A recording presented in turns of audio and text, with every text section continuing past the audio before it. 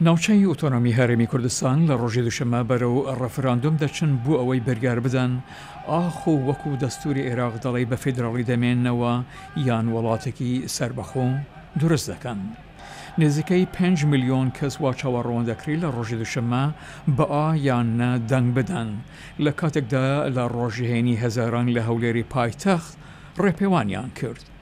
یەکێک لە کەسایەتی دیارەکانی ڕەفراندۆمەکە مەسعود بارزانیە ئەو نەکرداوای ڕەفراندۆمی کردووە بەڵام بە تایبەت پشتوانی لێ دەربڕیوە.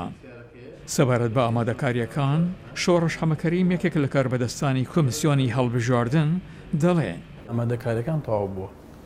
سەتانەوەتونۆژنە سەتی هەموو ئەوانەی کە پێوترە کەرەسەی لۆجستی سندوقی دەنگدان کابینەی دەنگدان ئەو مەوادانی کە مەوادی دەنگدانی پێوترێ قەڵەم و وەرەقەی و حەبر و ئیلە ئاخری هەمووی حازرە.